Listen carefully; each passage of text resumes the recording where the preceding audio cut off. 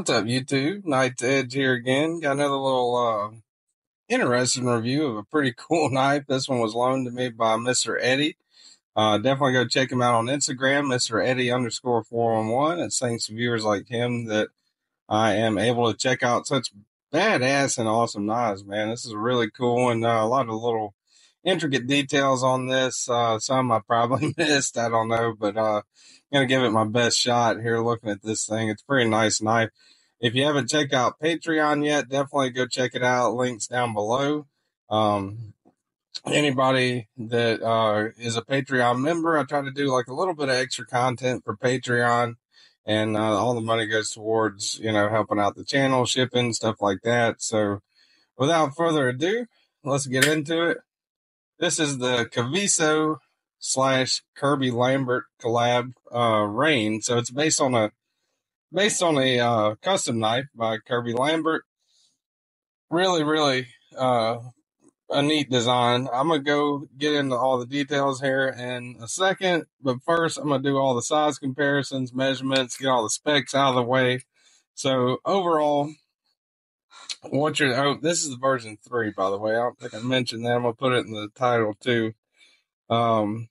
Overall length, you're looking right at 8 1/8, I would say. Just maybe a hair over 8 1/8 overall.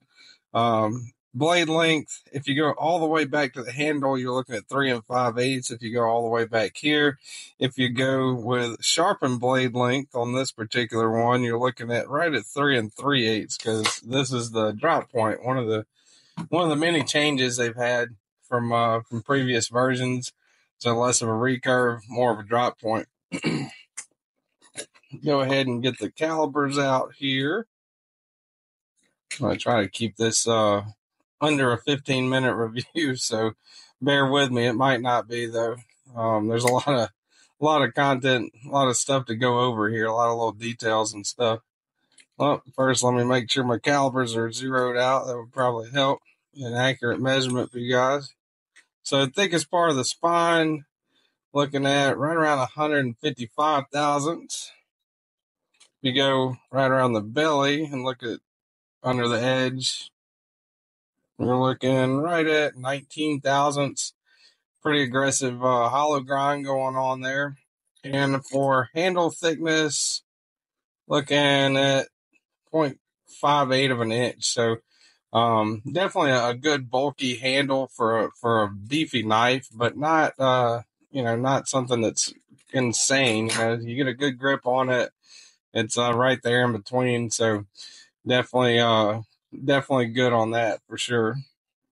Get out the Spyderco Paramilitary 2 for size comparisons. Spyderco Para 3, so you can definitely tell with the Para 2 or Paramilitary 2 and Para 3 there next to it, more of a full-size knife. Definitely a lot closer to the Paramilitary 2, actually, with just a little bit more cutting edge. Get out the Ontario Knives Rat Model 1 and Ontario Knives Rat Model 2. Closer to the Rat 1 for sure. And last but not least, we'll get out the Cold Steel 8010 and the Demco Knives 8020.5. So definitely closer as far as cutting edge, overall length, and all that.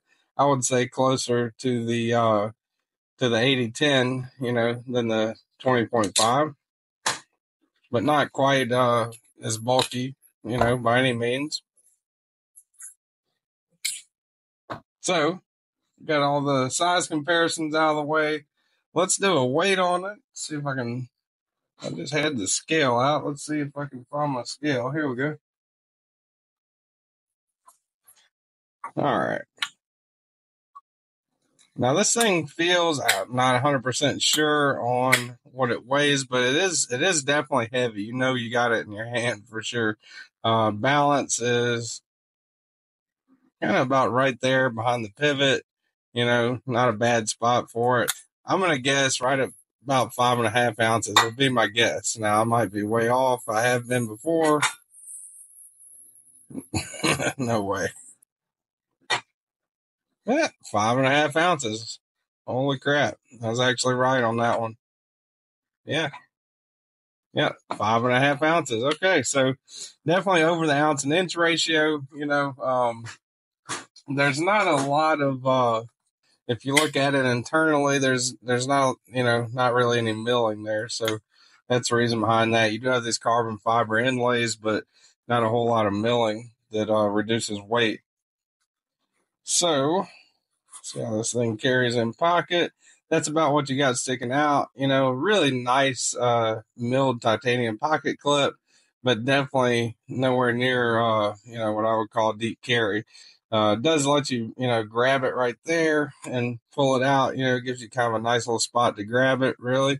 That's actually that kind of flat right there. Seems almost like what that's made for is pulling it out of pocket like that. But yeah, definitely not deep carry on that. So that is one bad thing about it, unless you don't care about that, right? So inlay screws, body screws, you're looking at T8s on that. Pivot screw, almost positive that's a T8. Let me double check that. Yep. T8 there. T8. T8 on the lock bar. Pocket clip. So T8 all the way around. That's great. Wish it was a captive pivot, so you'll need 2-bit drivers if you take this thing apart. But other than that, it being T8 screws all the way around, that is awesome. So, details on this thing. Beautiful shipwreck patina carbon fiber inlays on this titanium handle, on these titanium handles. I believe these things retail around $260 right now, but I don't think they're available. Actually double checking that right now. I will link Kaviso's site, but no, they're not available. All right, so $299. I'm sorry, $299 for this thing. And what you're getting with that, you're getting an awesome knife. Production knife is based on a custom with a really nice grind. S90V on the steel. You can see it right there. So the steel's not billboarded. Blade's completely plain on this side. I really like this blade profile. I like the swedge at the top. That looks really nice. Hollow grind going down right there. Makes it a real slicing machine. And the only thing on the front is Lambert's logo, with the Black Widow, right? So I've always thought that was pretty cool. So no issues there for me anyway. So choke back, this thing's really comfortable. Put your thumb right there on that jimping. That helps out a lot. Now choked up, you can sit on this flat. This one does not have the flipper tab on the version 3. So that's, in my mind, that's a good thing. I'm definitely more of a fan of the thumb studs. They went with the thumb studs because they put it to a vote. People voted for thumb studs way over the flipper tab. Just like the blade shape. So that's a really nice touch right there, I think. I kind of like this almost, I don't know, I wouldn't call it all the way bronze, but whatever you want to call it, stonewash, gold, bronzish hue to it, maybe kind of color on that. I don't know. But really nice touch there. I really like this shipwreck patina carbon fiber. Man, that looks really cool. I think that's nice. Really nice on the inlays there.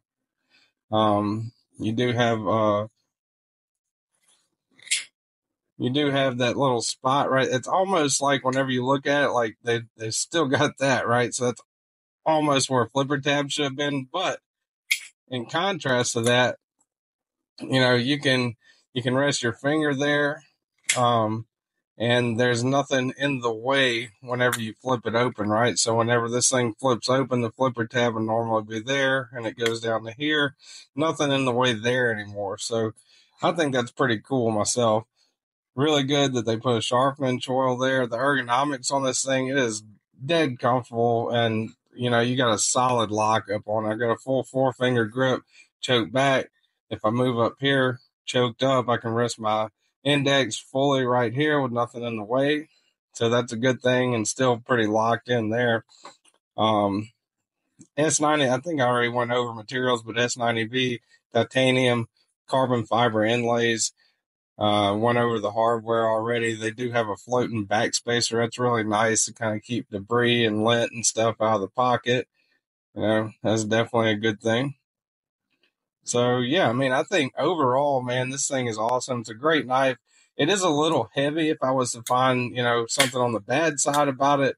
A little bit of a chunky boy, for sure, whenever you're looking at it compared to a lot of other knives, but that's never really stopped me from appreciating and carrying a knife. So I'm gonna put this one on my most recommended knives playlist.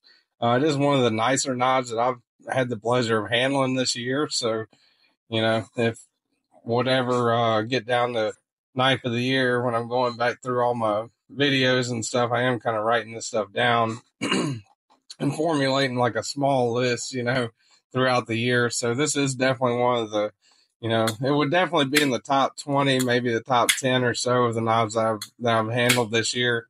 And I really like this thing. It is a great knife.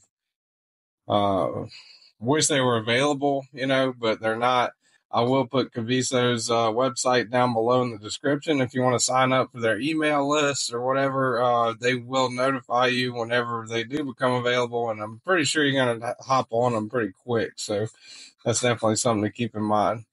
But anyway, yeah, that's pretty much it, guys. I appreciate you guys watching. Appreciate Mr. Eddie for letting me borrow this nice, beautiful knife for me to check it out and bring it to you guys. And if you want to join Patreon, I would really appreciate it. Links down below. Subscribe to the channel if you're not subscribed already. If you want to listen to me ramble about things, knives, whatever, I would really appreciate that. Hit the like button. It helps me out, helps the algorithm out, when you hit the like button.